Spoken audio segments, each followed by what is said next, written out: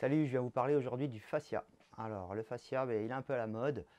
Euh, donc, il y a pas mal d'informations sur le fascia. Je viens vous parler, moi, de quelque chose qui m'interpelle un petit peu dans ce système-là et qui change un petit peu de ce qu'on entend d'habitude. Donc, si vous y connaissez rien en fascia, vous pouvez aller regarder des bouquins, des informations. Donc, on a toujours le sport sans blessure de Christophe Cario qui est bien pour avoir une première idée de ce que c'est sans trop se prendre la tête. Donc Christophe, il donne quand même des informations pertinentes et il simplifie la chose. Vous avez ça, qui est le fascia de Le Sondac. Donc Le Sondac, c'est un professeur qui a fait un bouquin super intéressant là, qui est pas super complexe, ça va, c'est digeste.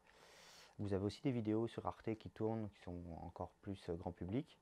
Et puis après, on rentre dans des trucs un peu plus compliqués, évidemment. Donc Anatomy Trend de Tom Myers. Et puis Robert Schlepp, ça c'est un peu costaud aussi. Fascia et Sport de Robert Schlepp. Vous avez des informations du docteur Gimberto, etc. Donc ça c'est le fascia structurel. Donc le fascia c'est quoi? C'est du tissu conjonctif. Et à vrai dire, on pourrait dire du tissu constitutif qui parcourt l'ensemble du corps sous forme d'enveloppe. Donc ça enveloppe les organes, les muscles, les os.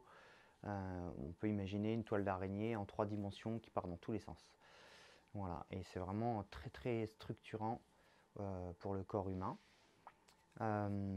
Alors sa composition, bah, c'est du collagène, de l'acide hyaluronique, des fibres, de l'eau, des fibroblastes, donc c'est des cellules qui fabriquent le collagène.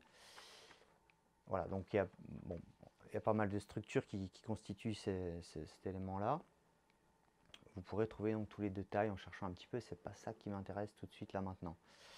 Ce qui m'intéresse, c'est que, mis à part ce cadre structurel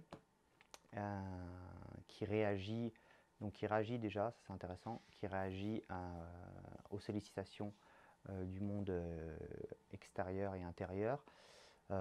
Si j'ai des mouvements pathogènes répétitifs, trop forts, trop ceci, pas assez ceci, ça va s'adapter pour me faciliter la tâche et pour me protéger. Voilà. Ce qui est intéressant, c'est que c'est une structure qui est très informationnelle. Alors ça, c'est super fort parce que ça s'étale donc de la surface de la peau jusqu'au cœur de la cellule. Donc autant dire que ça rentre profondément dans le système et qu'il y a beaucoup d'informations qui tournent là-dedans. Donc il y a une information qui est mécanique, qui va, qui va concerner tout ce qui est traction, compression. Voilà, donc tout ce qui est mécanique dans les structures, l'information, elle est transmise par ce fascia au travers de certaines structures du système nerveux, comme les fuseaux neuromusculaires. Bon, bref, on ne va pas rentrer dans le détail sur des choses comme ça. Et puis vous avez une autre activité qui est une activité électrique.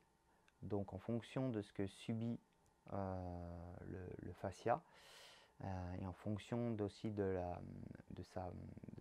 sa polarité, notamment au niveau du collagène. Quand la polarité est modifiée, on a donc une information qui arrive au cerveau en fonction de cette donnée-là. L'activité piézoélectrique en lien avec la déformation des structures s'additionne avec justement les contraintes mécaniques. Donc on a une information d'ordre mécanique, on a une information d'ordre électrique. Ces deux informations vont permettre la production notamment de neurotransmetteurs, neuropeptides. Bref, une activité. C'est un peu complexe tout d'un coup. Et ce qui est intéressant, c'est qu'il existe encore un autre type d'information qui est l'information magnétique, qui rentre aussi au travers des fascias. Et encore une autre information qui est encore plus profonde, qui serait en lien avec la mécanique quantique. Donc on sait qu'on est constitué principalement de vide, et que le vide est hautement informationnel. Donc du coup, on a encore une information qui rentre par ce système-là et qui nous donne ce sentiment. Voilà, on a un sentiment intérieur. Voilà, on ne parle pas d'émotion, on parle de sentiment, une impression intérieure, une impression de température intérieure, d'état interne. Voilà. Donc c'est quand même très en lien avec la proprioception, qui serait le premier sens, hein, d'après certains auteurs. Et ça se comprend parce qu'on peut vivre sans système visuel, sans système auditif, mais vivre sans la conscience de soi, ça paraît un petit peu compliqué. D'où l'intérêt de cette zone informationnelle qui, je rappelle, est très profonde. Donc elle va de la surface de la peau jusqu'à la cellule. C'est vraiment fondamental en fait. Voilà. Et une autre chose intéressante, c'est que c'est constitué essentiellement d'eau. Le fascia est constitué essentiellement d'eau. Et on sait aussi que l'eau est informée. Donc l'eau garde en mémoire un certain nombre d'éléments. Alors si émotionnellement et au niveau de mes pensées, je suis animé par un bain émotionnel et des activités cognitives négatives sur moi-même, on peut dire que peut-être je vais teinter mon eau qui constitue mes fascias, qui eux-mêmes sont déjà aussi marqués par mon passé, par ce qui a été vécu dans le passé, tant d'un point de vue émotionnel que d'un point de vue mécanique.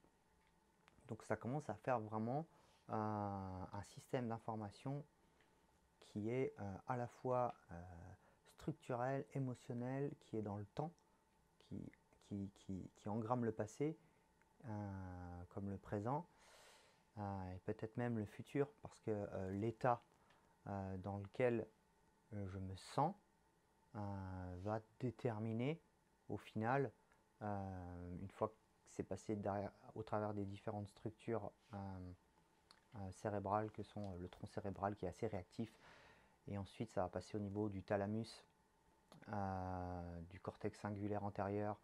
Bon, bref, j'arrête là, des choses assez compliquées qui finalement font référence à une bibliothèque d'émotions vécues dans le passé, auxquelles on fait référence, et notre système et bah, du coup crée une émotion que j'arrive à identifier consciemment à ce niveau-là. Voilà. À partir de là se déclenchent des pensées et donc un comportement. Donc on est parti d'une histoire de fascia, de ressenti, d'état interne, et on se retrouve au bout du compte à avoir un comportement qui est en lien avec ça. Alors on sait aujourd'hui, grâce à certains auteurs comme Pat Ogden, Peter Levine ou Libet Benjamin, que le corps a sa propre conscience. C'est-à-dire qu'il a une conscience avant que nous, on arrive à percuter ce qui se passe en réalité.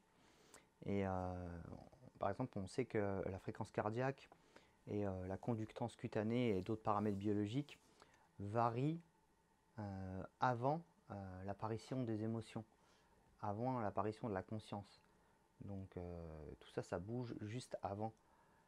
Le corps a réagi avant nous. Alors Damasio, par exemple, nous raconte cette histoire du type qui n'a plus accès à son cortex, à sa réflexion, à sa cognition, et qui a juste le tronc cérébral. Donc le tronc cérébral, c'est une partie primitive qui finalement réagit et assure notre survie. Et bien le type, juste avec ce tronc cérébral, arrive à faire des choix entre des personnes qu'il arrive à sentir et des personnes qui constituent pour lui un danger potentiel. C'est-à-dire sans avoir accès à la cognition, il ressent, il perçoit. Donc il y a bien quelque chose qui arrose le système hors de la conscience et qui nous met en protection ou en activité ou en figement sans même que ça passe par le cortex. Donc nos états alimentent nos histoires. Ça veut dire ce que perçoit notre corps, lui, tout seul dans son coin, et ben, ça alimente la suite du processus, et cet état fait qu'on se raconte un certain nombre d'histoires. Et on ne peut pas, parce que ça déclenche le système nerveux autonome, comme le nerf ventral, le nerf vagal ventral, nerf vagal dorsal, ou le système sympathique, qui sont des systèmes de régulation qui sont activés en lien avec ces informations entrantes, et ça nous met dans un état à partir duquel, bam, on construit notre monde et on va rechercher de l'information après dans le monde qui vient confirmer cet état. Voilà, c'est quand même assez surprenant. Notre corps perçoit des choses, ressent des choses, véhicule de l'information, et au final, on va vivre le monde en fonction de cette réalité biologique initiale. Donc l'idée, c'est de savoir est-ce qu'on peut changer cette entrée informationnelle pour changer nos pensées et nos actions. C'est un truc qu'on pourra peut-être voir un peu plus tard. Voilà, bonne journée.